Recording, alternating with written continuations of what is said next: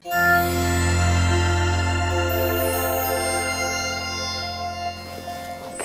good afternoon, everyone. Chas Kwahimbo, Luis Urrieta, Linga Shinka, no Kusepo Napecha, Ka, Jorempirisca, Universidad de Texas, Yolu, Kerima, Tzipiask, Himponjara. My name is Luis Urrieta. I'm a professor at the University of Texas. My family is from the community of San Miguel Nocutzepo in Michoacán, Mexico. And I've just asked for permission, as is custom, to speak because that is what we do in the Purepecha communities. The title of my talk is Studying in Relation, Colonial Unknowing, and Rekindling El Buen Vivir. And it's hard to go last, especially after a whole list of very dynamic and very important speakers. So I'll do my best and hopefully keep you awake, because I know it's the afternoon and after lunch, and I know how that goes after lunch, right? So I'd like to begin with a land acknowledgement by acknowledging that we are meeting on the indigenous lands of Turtle Island, an ancestral name for what is now called North America. And I also want to acknowledge the original stewards and caretakers and elders of the lands we stand on, the Oram and Yaqui nations. And I also want to acknowledge that I live and I work and I have formed a family, as Lorenzo said, on the traditional lands of the Alabama, Cushara, Caro, Carrizo, Comecrudo, Coahuiltecan, Comanche, Kickapoo, Lipan Apache, Tiwa, Tancoa, and all the American Indian and indigenous peoples and communities who have been or have become part of the lands that we know today as Texas or Tejas. And also that land acknowledgements or commitments are an important recognition of the ongoing and cumulative challenges faced by indigenous people locally and globally, as we know from all the different things that are going on in the world right now. So in order to become a little bit more familiar with the land, I woke up very early this morning, not realizing that the sun rises earlier here and that it was going to be very hot. And I took a walk around and I spent some time with some of our relatives. Some of the plants, that are in this area, some that you see here. I took these pictures this morning. And one of my favorite plants with a lot of medicine is romero, right? So I asked the plant for permission to take a little bit of romero, which is right here, because my knees were hurting. At almost 52, it's hard to run. And so my knee was hurting. I took a little bit of romero, I rubbed it on my knee, and I brought it with me to take care of me, to protect me for the rest of the day. So I do this to acknowledge the land that you live on. And also the land that I live on. These pictures are from Austin. This is close to Barton Springs, which, if you know Austin, it's a very popular tourist place. There's a swimming pool that's fed from the springs. The springs are very important to the local Native community. Central Texas, to the Coahuiltecan people, is known as Taptaí. And their creation story is that they came out of the springs. They didn't come from anywhere else, but from the springs, the three sacred springs of Taptaí. This tree here is a tree that's in front of my house. It's a big, huge tree. I don't know how old it is, but every year the ducks come back and they nest there. And once their little ducklings hatch, they return back to Mexico. I heard that's where they come from. So it's a yearly journey that these ducks make. And so they've become also part of, the way we know this land as well. These are waters in that area, the Central Texas area, in a place called McKinney Falls State Park. If you ever get a chance to go out there, again, this is a beautiful place to connect with Mother Earth and with the waters. which are known in Coahuiltecan as Yanahuana. These pictures are of Michoacán. This is the lake area in Michoacán, known in Purépecha as Japundaro. This lake used to be all the way over here. And now you see there's only a canal here, marshy water here, and then what's left of the lake up here. There's a lot of reasons why the lake has dried up, right? A lot of it has to do with soil runoff from use of synthetic fertilizers that were introduced in the 1960s by development projects related to the Green Revolution. Also, because of deforestation in more recent years, to plant avocado orchards in the mountains, which also has led to erosion, and to the hyper commercialization of avocado in the United States and Canada and other quote-unquote developed countries that has increased this production of avocado and has caused a lot of damage, environmental damage to local communities. These also used to be communal lands that were formerly owned by different pueblos, but that after after NAFTA were privatized by the Mexican government, and through this process of privatization, were able to be sold as private property, which is the way that the avocado growers have acquired these lands. The narco trafficking, the cartels have also infiltrated the avocado industry. And so now part of the profits related to avocado production are going to the hands of peoples in these cartels. So when we consume avocado, we're also in some way contributing to the narco economy. Now, this has caused a lot of people to be displaced from their land, and which has caused a lot of out-migration from these rural communities to urban centers and also to the United States, right? So I'm getting into a lot of these stories just to show you that these pictures are related to larger stories, right? Larger contexts, and that these lands have a lot to tell us, right? This is the pueblo. This is San Miguel Nocutzepo, where my father was from. And as far as I know, all of the relatives that I've been able to trace through some of my genealogical work all have been from this place. So whenever we think of San Miguel Nocutzepo, we think of the place where our belly buttons are buried, right? Because that is a tradition that we have and that a lot of indigenous people have of burying the belly button as a very special ceremonial event, right? So we consider San Miguel Nocutzepo el tupo. Tupo is the Purépecha word for belly button. And I want to honor my ancestors and your ancestors in this talk as well, because without them, without their survival and survivance, we would not be here today. And these are some of my ancestors.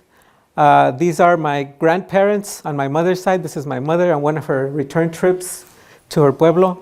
My grandfather, Juan, lived to be 106 years old. And he didn't die because he was sick. Actually, one of these vigas fell on him, and that's how he died. But he was healthy, walking around and everything. My grandmother was blind, and she didn't live as long, but I want to honor her and what she brought to us as well. These are my grandparents on my father's side. This is my great-grandfather, Miguel, who lived to be 103. I don't expect to live that long, but they did. My grandfather, Refugio, here, was a bracero. He came to the U.S. to work in the 1940s, and I'll say a little bit more about this later.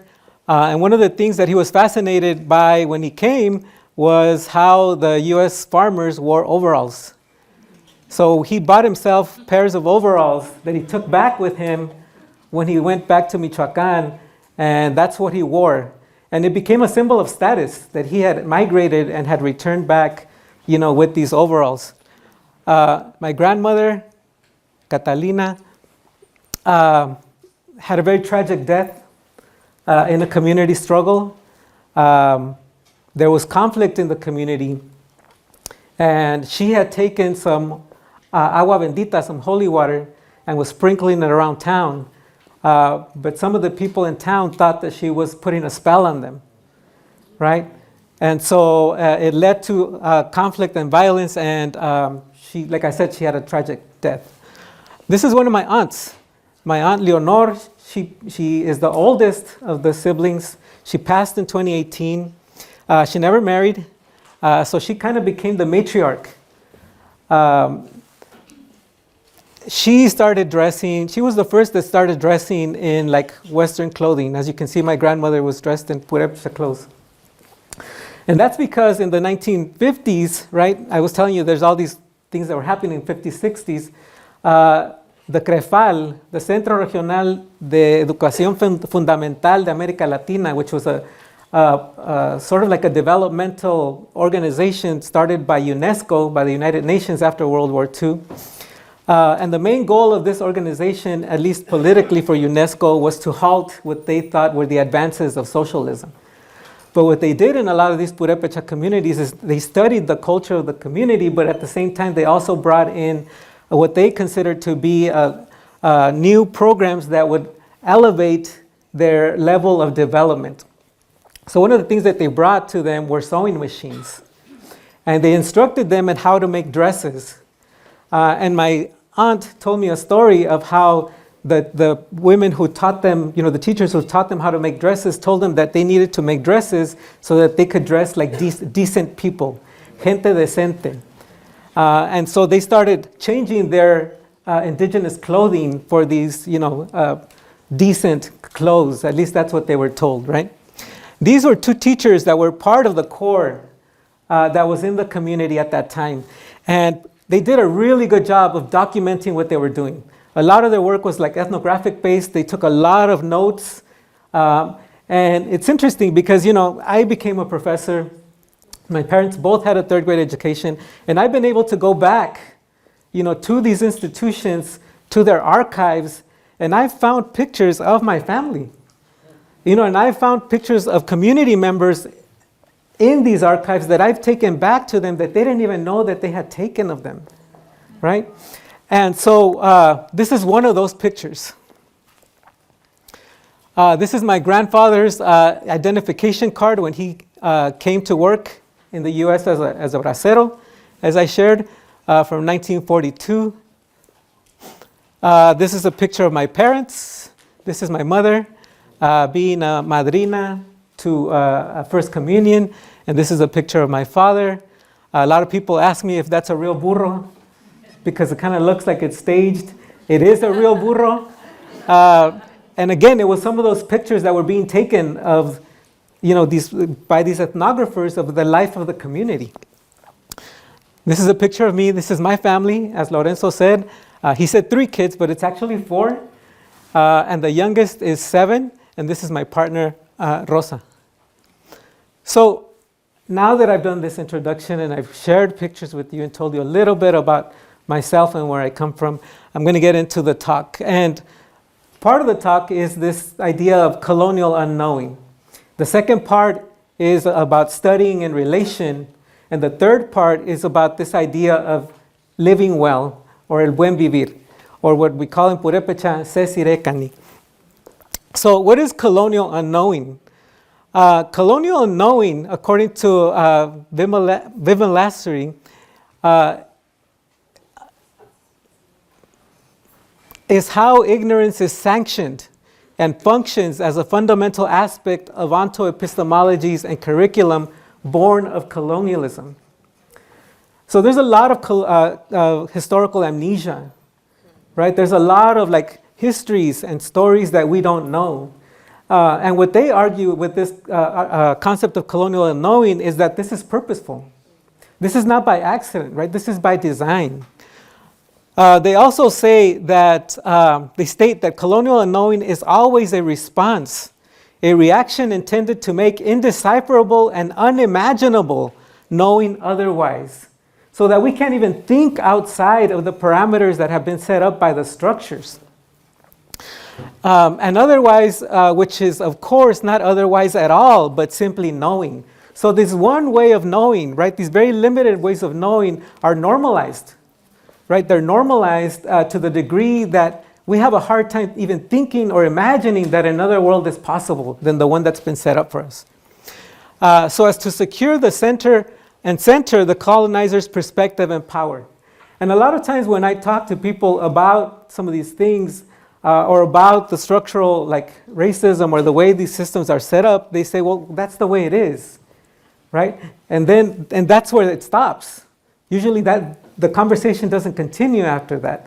And part of my argument today is that that's exactly where the conversation should begin, right? So colonial unknowing forms part of the power knowledge regimes of colonialism, right? Power is inherently built into these structural systems, and it restricts our collective critical capacities to think, right? When kids are little, they ask a lot of questions. You know, I had all these kids, right, growing up at the same time, and the oldest are all a year apart, and they would always be around me just asking me questions and questions and questions, and we get frustrated with them, right? We're like, okay, stop asking, ya no me preguntes, ya. But they're curious about the world. Right? They want to know, they want us to give them an explanation for why things are. They're also curious about the world when they go to school. But we, a lot of times, like, shut down that curiosity, right? That creativity. Because we have lots of rules in schools, right? We have lots of structures for them. And we actually literally talk about them as structures, right? We want to structure their day, right? We talk about, like, setting a schedule for them, right? A bedtime and a waking up time and like an eating time, right? So we work by these schedules. And we literally shut them down, right? We tell them to be quiet. We tell them to not ask questions. We tell them to sit down. We tell them to not say anything, right? Even to control their bodily functions, right? And then later on, right, as we teach them, we've been told through all these different frameworks that we're actually teaching them critical thinking when we ask them to compare and contrast, right? But literally, that's a very limiting frame because it's a binary way of thinking, right? We're asking them to think in either ors, right? Not in a full sphere of possibility, right? So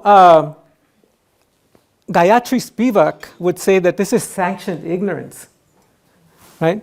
And it's inseparable from colonial domination because it precludes relational modes of analysis and ways of knowing otherwise, right? Because it's so much focused on individualism, accumulation, and competition, right? We inherently teach them that they need to do their own work, right? That they need to compete with each other, and that the goal is to accumulate points, accumulate grades, accumulate, et cetera, et cetera. And now, more than ever, I just had 3 kids go through high school. You know, the last one just graduated high school. And the pressure on kids is so high, right? Not just to, like, be good at school, but to be good at sports, to be good at, you know, be in 1,000 clubs, do all kinds of, activities. So this pressure has just accumulated. The grind culture that Dr. Celie Reese was talking about is so real, right, for them and for us. So it hinders our ability to see how our his, her, and their stories are related to those of other communities in struggle and frame one community's issues as separate and unrelated to other marginalized people, right? So a lot of times we don't see what we have, what we share in terms of our struggles with other communities. Right? And that's also to the detriment of our own progress as well. So I'm a big fan of Chimamanda Adichie, who's a Nigerian poet, novelist, literary critic, and I love her TED Talk. Somebody mentioned this TED Talk earlier at a session, The Danger of the Single Story. And there's some quotes here of what she says. I use it with all my classes because single stories are very much connected to colonial unknowing, right? So she says that single stories show people as one thing and only one thing, and that is what they become, right? And this is related to this issue of legibility. You know, when you don't know a group of people, right, and you hear narratives or you're curious about them, right, you want to make them legible, right? What's not legible to people frustrates them, right? And the simplest story available is usually the story that people grab onto, right, when they imagine a collective of people, right? But there's a danger in that, right? Because if we show them as just one thing, that's what they become. That's what she says. The single story, she says, in her experience, flattens my experience, right? Because in the TED Talk, she goes into how she's a lot more than African, right? She's a lot more than what people perceive of her. And she also is critical of her own experience because she says she had also bought into single stories of Mexicans, right? And it wasn't until she went to Mexico and she saw, you know, just the dynamic culture and the life, the vibrant life, that she was able to disrupt this narrative of the abject immigrant that she had like taken up in her own mind, right? So she says single stories create stereotypes and they make one story the only story. And she says, you know, there's some truth to stereotypes, but that's not the only version, right? That's not the only story. There's a lot more to that. She says single stories rob people of their dignity, right? Because it simplifies communities, right? It simplifies, and again, it makes it digestible. Bell Hooks writes about eating the other, right? It makes people digestible to people who don't know them. A single story makes equal humanity difficult because single stories dehumanize us. We're talking about humanization, right? And the humanity that children deserve, families deserve. Single stories do the opposite, right? They dehumanize us. She says stories are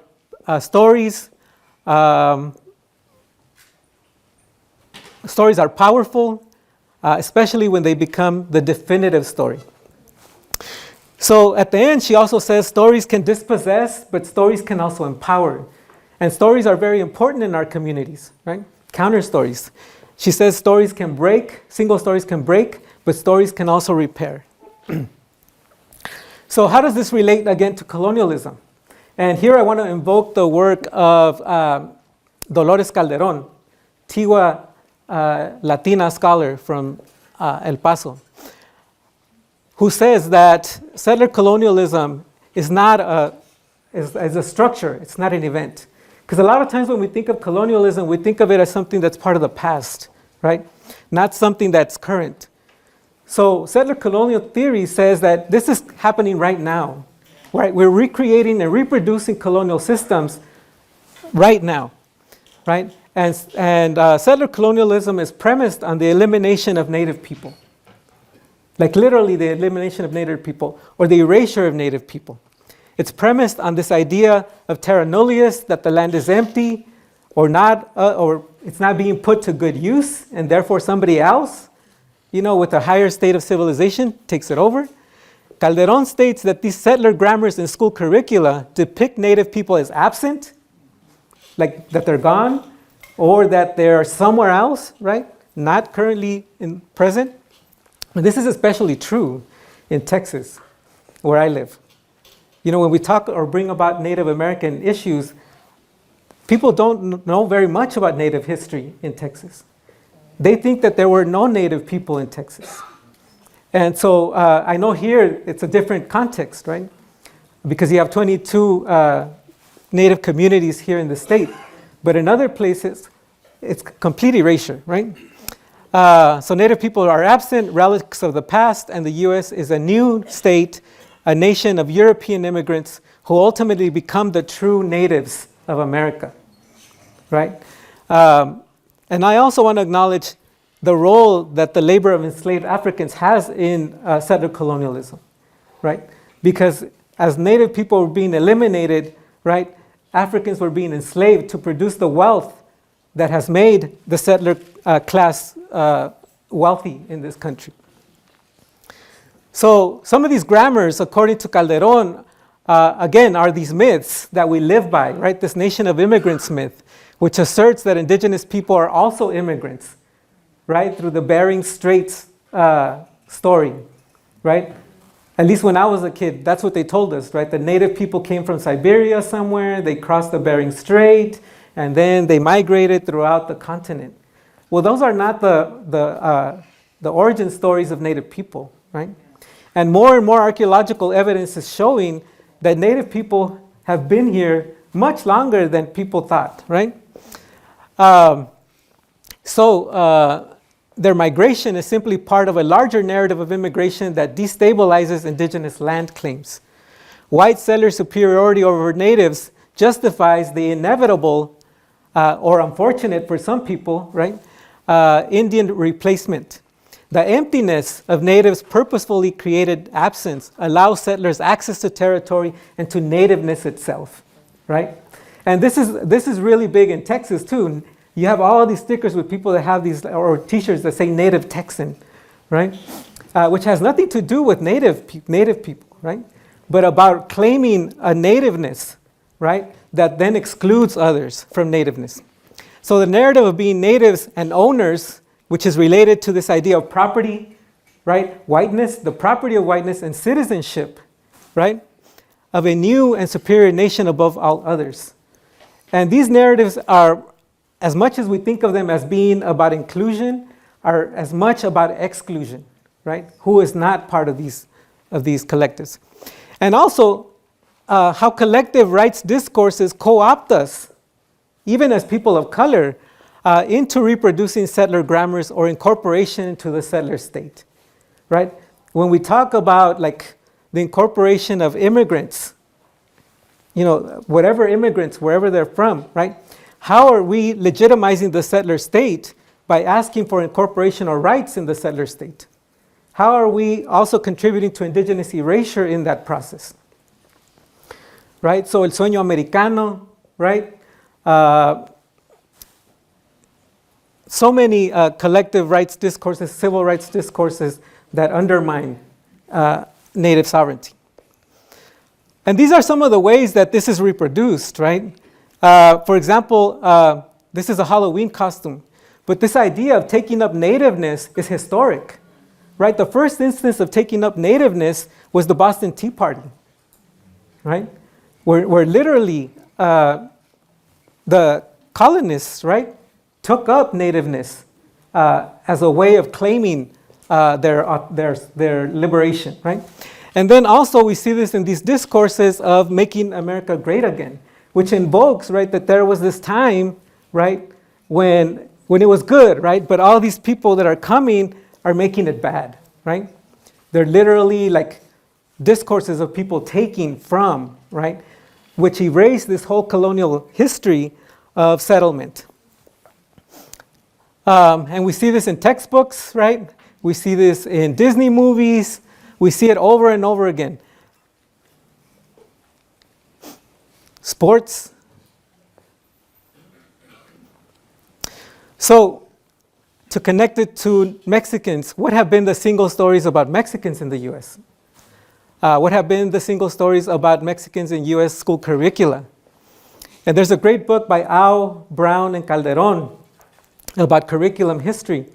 And they talk about these distortions, omissions, and misrepresentations, right?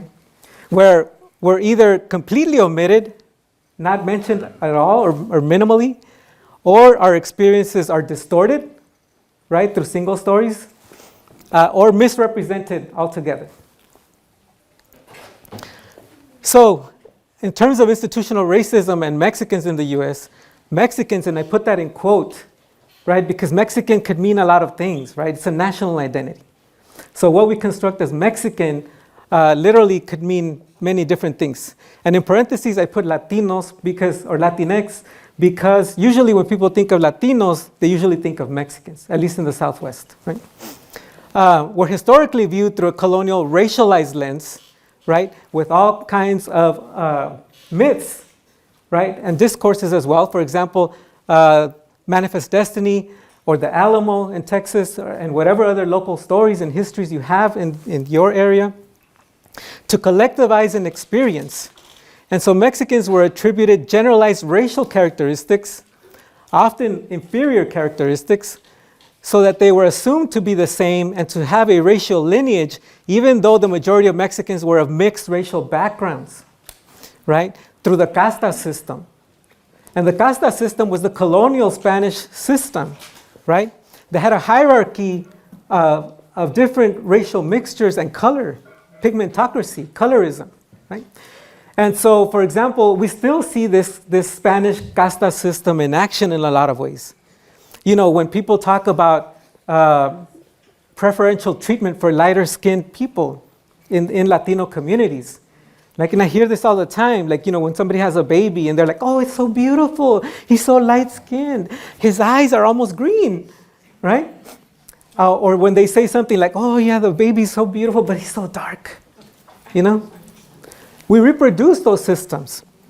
And so this casta system was already in existence.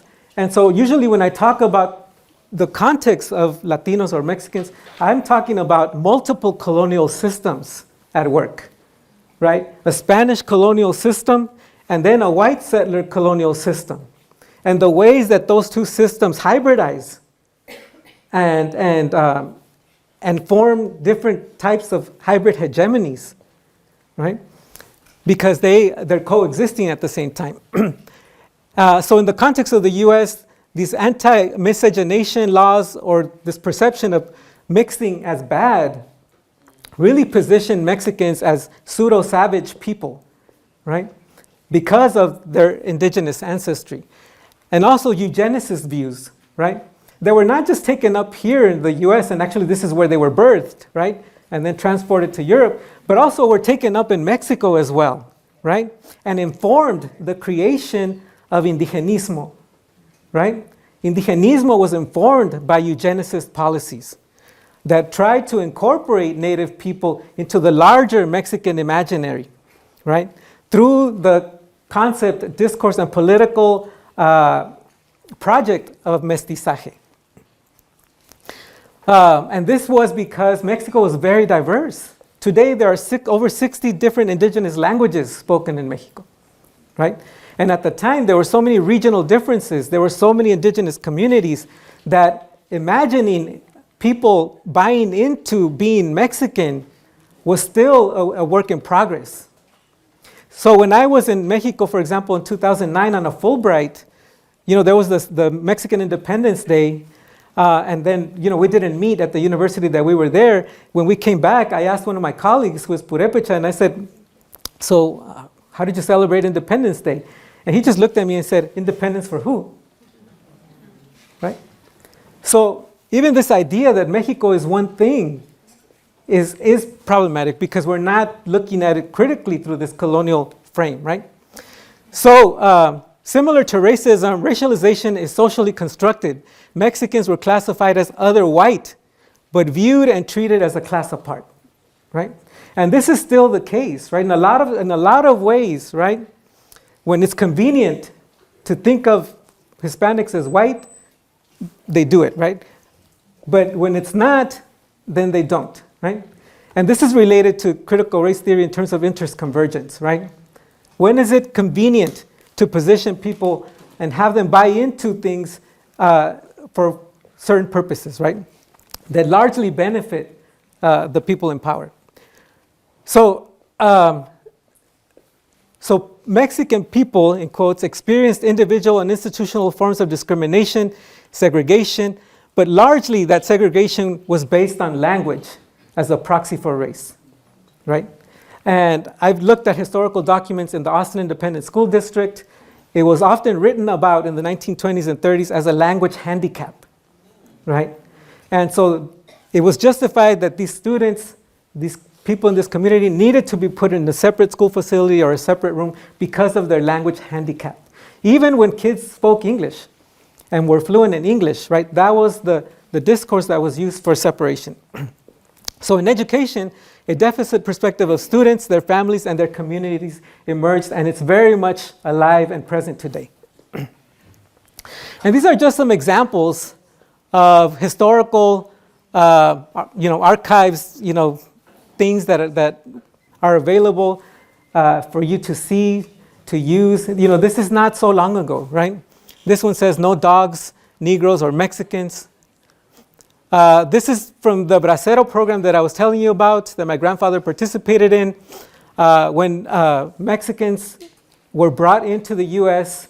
To work when there was a labor shortage during World War II. The Mexican government made an agreement with the U.S. government to bring these laborers here from 1942 to 1964. But you can see here some of the dehumanization that they went through, right? They had to be healthy. They had to pass through like physical tests. And you know, I came to find out when I went back to Mexico for the Fulbright and lived in the pueblo where my dad is from, that my grandfather had one leg that was shorter than the other. And they said that he feared that he wasn't going to be approved to come work. So he tried as hard to like not limp when he walked. So they had these really strict like physical demands.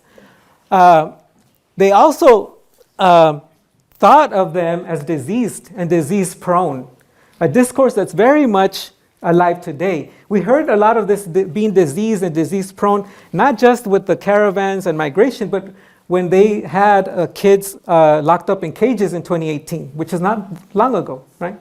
This idea that they needed to be apart because they were a health threat, right? So the U.S. has relied on Mexicans, you know, as a workforce, but at the same time has also constructed us as being disease prone. And the discourse of being at risk, it comes from epidemiology, this idea of being disease prone. And here are pictures of where these workers went, right?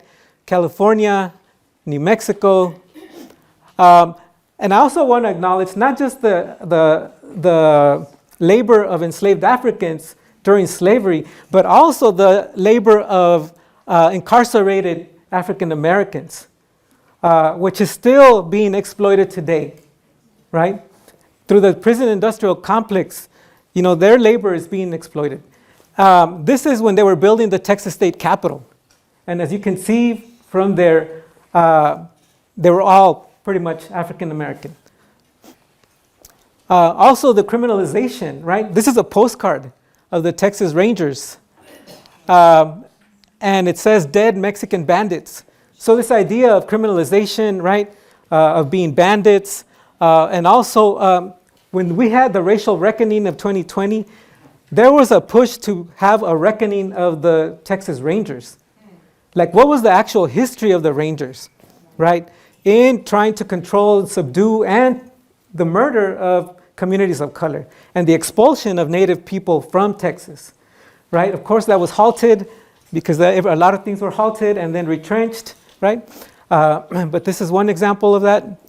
And then, of course, the segregation of Mexican kids in schools, right? As I said, which is not the same as the segregation of other children in schools, right? But it was a form of separation that other communities experienced, like Native American boarding schools, which we've heard a lot in recent years, right? Especially of unmarked graves, right? At these boarding schools from which a lot of Native kids did not come back from. And also of African American segregated schools, and of course Mexican American segregated schools throughout the Southwest. So what are some of the single stories about Latinx now? So I want to problematize this a little bit, right?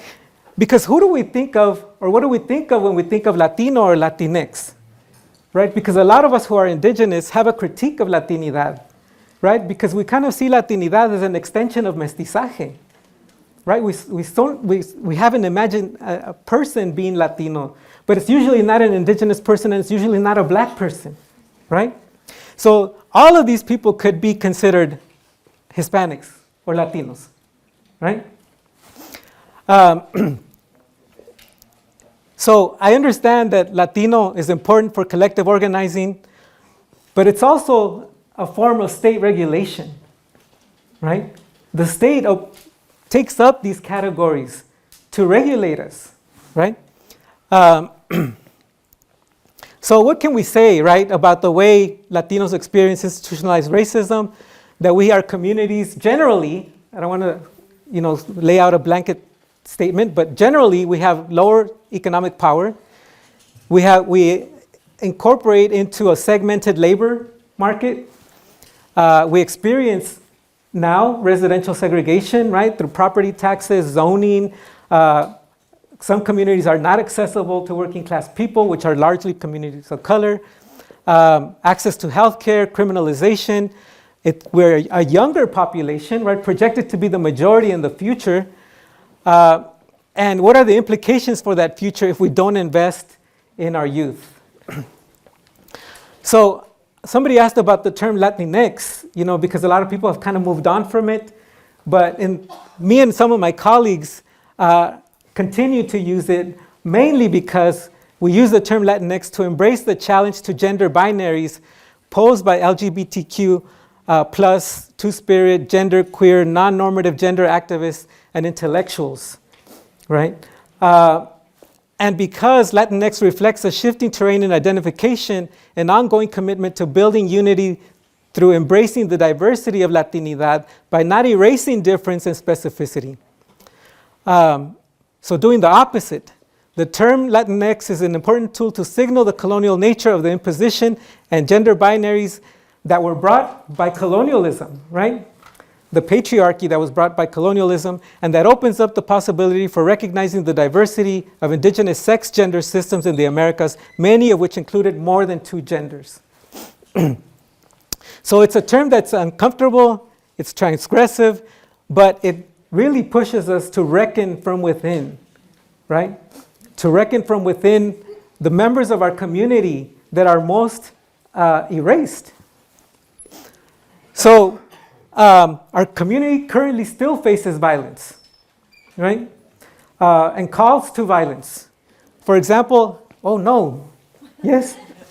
Okay, so here's a former president, calling people to shoot immigrants as they cross the border, right? Here's the shooting at El Paso on August 3rd, 2019, when Patrick Cratius drove 600 miles to kill people due to his perception of a Hispanic invasion of Texas.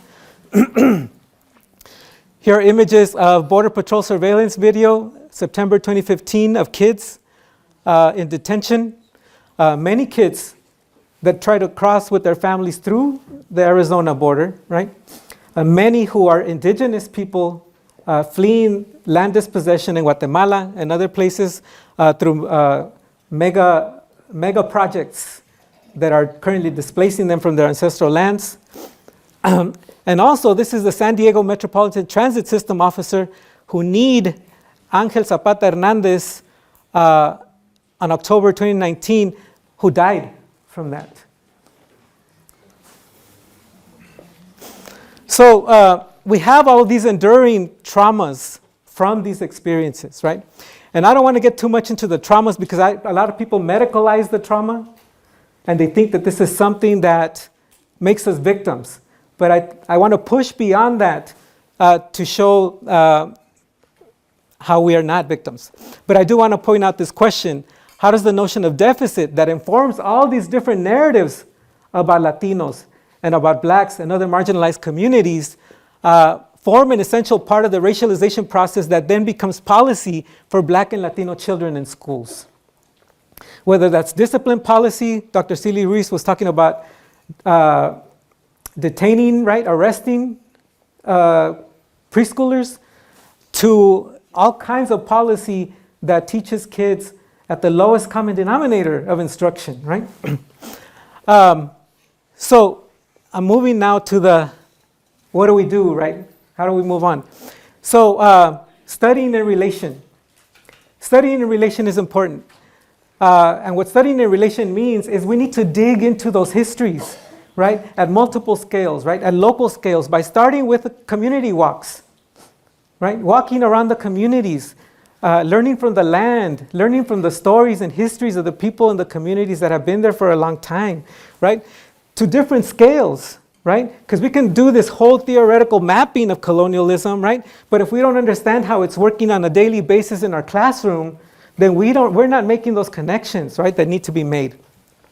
So studying in relation challenges the epistemological and ontological reproduction of enduring colonial presence. What does that mean? The way we construct our reality of what we see, right? If we're not constantly questioning this reality that we're in, right? Or questioning the ways in which knowledge is being produced for us, mostly, through curricular materials, standards, standardized tests, and all the different ways that, systems, structures try to impose these on us.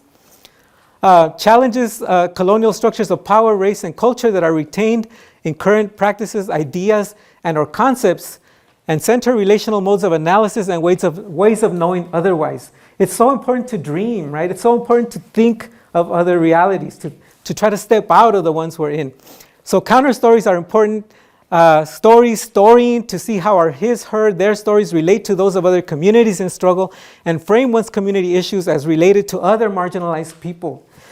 It's so important, I want to highlight this so much. The social movements are multiplex, intersectional, and collective solidarities, right? We have to see what we share with the struggles of other communities, right? Because otherwise, we're falling into this trap, right? This accumulation, individualist trap that we only want for us, when in reality, we're all being affected by these systems. So people resist. And these are funny, and I see these wherever I go. I saw this one on a t-shirt in a mercado in San Antonio. And I know it's kind of funny, and I don't mean it like in the political way, because I think both parties are just fraught. But people take these things up, and we joke about it. Because we also joke, we also experience joy, we also experience so much more than like colonial oppression, right? So this is from a t-shirt at a mercado in San Antonio. It's called El Mercado. If you go to San Antonio, you gotta go to El Mercado. This was at a piñata shop at our local tiendita mexicana. These were stickers on a community walk that I did with my classes. And the first one says, no al muro, no to the wall. And the other one says, chinga tu muro, which means fuck your wall. This is a mural that was painted on a building in Austin in 2018 when they had mothers and children in cages. This is a mural dedicated to Mother Earth by Raúl Valdés in Austin. And this is one that I took a picture of this morning here when I was walking. It says, la gente tiene el frío, la gente tiene hambre, los ricos han robado la tierra, los ricos han robado la libertad, la gente grita. The people are cold, the people are hungry, the rich have taken the land, the rich have taken our liberty, the people shout. So decolonization is very important. It's a shifting configuration of strategies and actions. It's not an event, right? It's not something that's going to happen and then it's going to end. It's an ongoing process, right? Decolonization is a means without end. Decolonization is a creative response that necessarily exceeds legibility and reconciliation from the perspective of the condition from which it arises. So these local contexts are so important, right? Decolonizing is co-laboring towards indigenous and other community self-determination, sovereignty, autonomy, reparations, and liberation at multiple scales. And I'm going to skip these. I want to honor Ruth Trinidad Galvan, Chicana feminist who passed from cancer in 2019, who gifted us the concept of supervivencia, which is beyond survivance, beyond responding to local conditions to include everyday cherished interactions such as love, healing, and belonging. And this is where I introduced really quickly the concept of living well, or SICRE, which is a political philosophy that centers community, collective well-being, to be able to think of potential presents, queer figurations, creating new futures, dreaming otherwise, alternative elsewheres and nows, other world making, commonalities, and co-creations.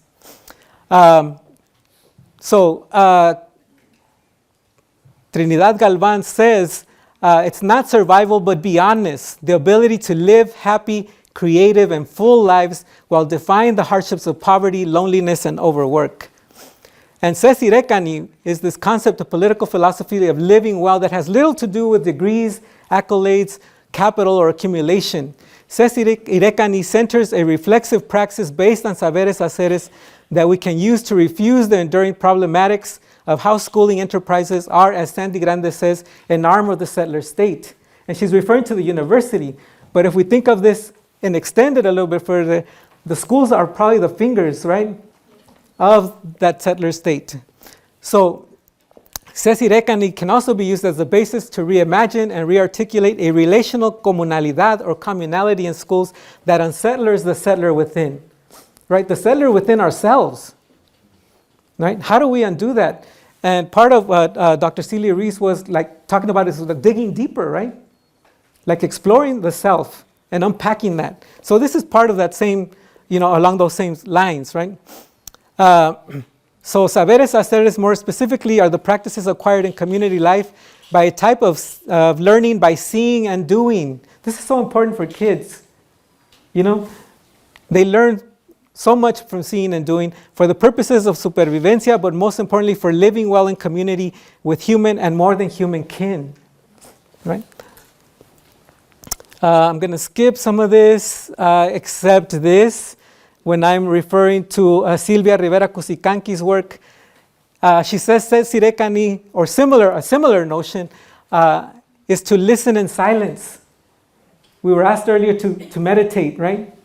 Listening in silence, to learn the secret names of plants and animals in the forest, right? She calls it the university of the forest, and to dialogue with them in the sacred language of the ancestors. In your case, the secret language of the desert, right?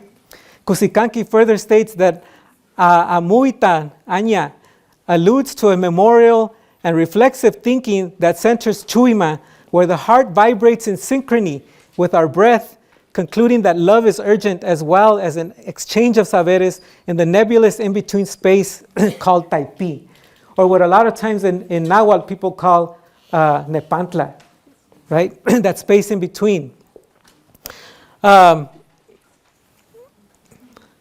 going to skip some of this and go to this one. Living a good life embraces the survivance and enduring legacies of our ancestors and saberes of our pueblos in the face of global colonial capitalist dispossession and environmental degradation, racism, and global health pandemics as lessons and medicine that we carry, right?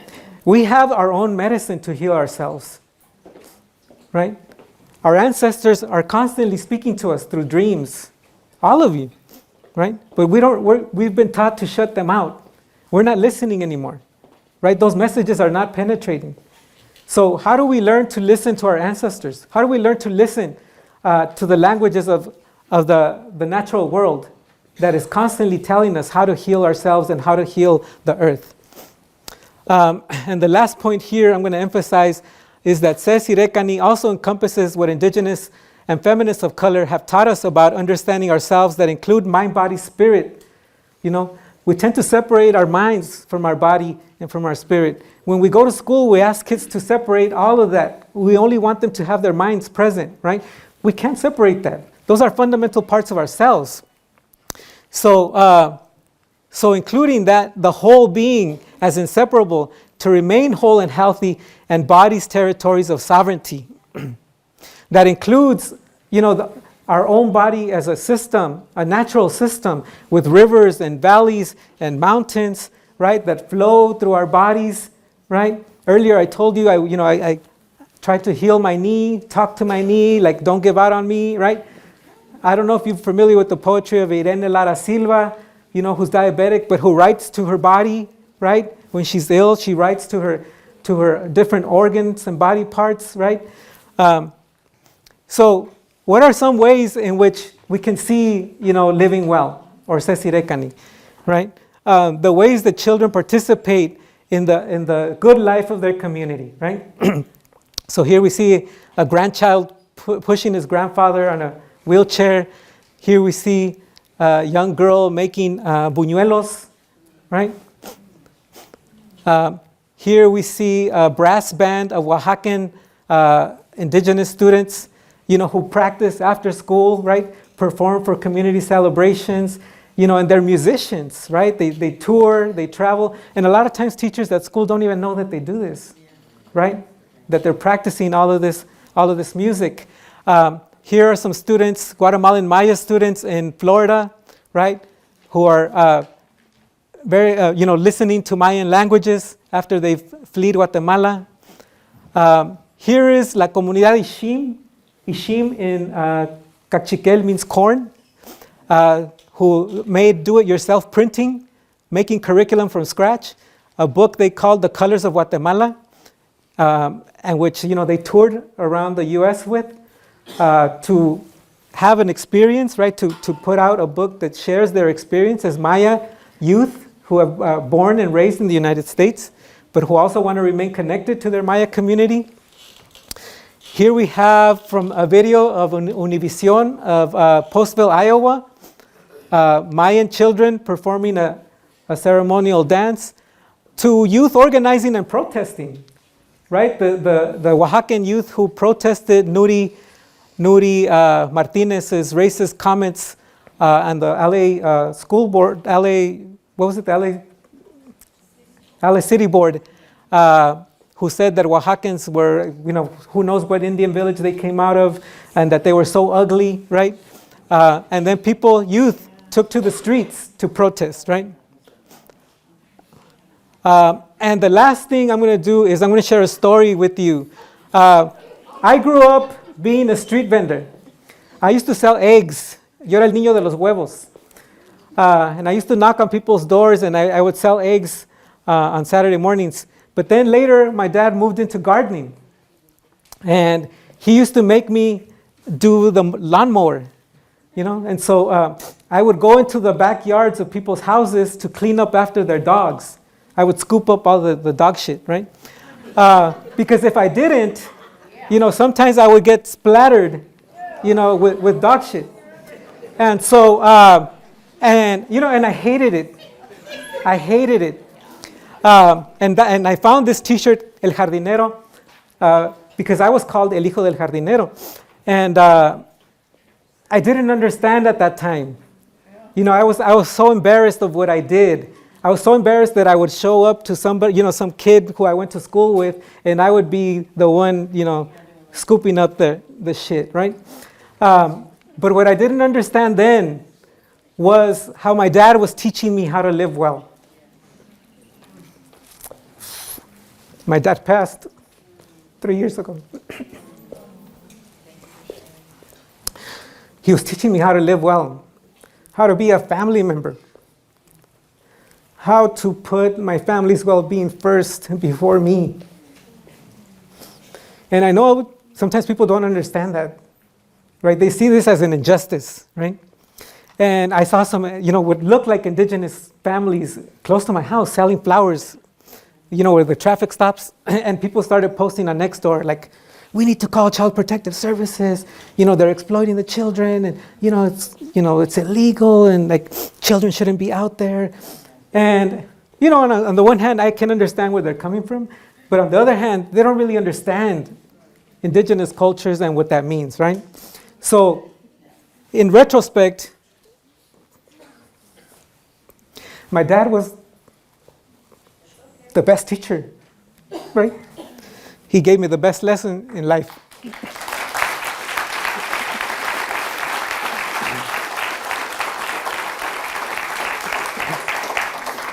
So I want to end with some questions for you, not to answer right now because we're out of time.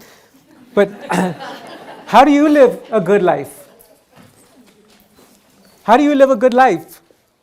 In your family, in your relations, with your ancestors, with the natural world, with the spirit world. How, despite inevitably being part of the colonial and capitalist academic industrial complex, do schools and classrooms also provide space for community building, healing, and well-being? Is there community building, healing, and well-being in your classroom? How might teachers, administrators, students, and families continue to resist settler futurity by tenaciously creating spaces for pause? We were talking about this earlier, right? For rest, for sleeping. We took out naps from elementary school. We've taken out recess from elementary schools. We feed kids crap. How do we make time for sleep? How do we make time for grief? The grind culture. That's why I'm still breaking down. I haven't had enough time to grieve. because I'm going, right? So how do we push back on that, right? Grieving is anti-colonial.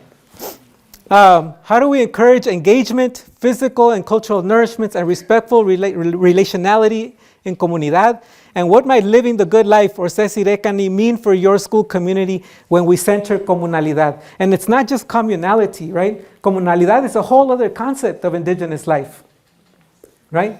It's reciprocal service, it's service leadership, right? It's experiencing joy, right? It's so many different things, right? That, indigenous life, indigenous culture gives to you as gifts to take up. Not necessarily appropriate them, but to take them up with respect to build a better life for you and for your kids. And that's it. Thank you.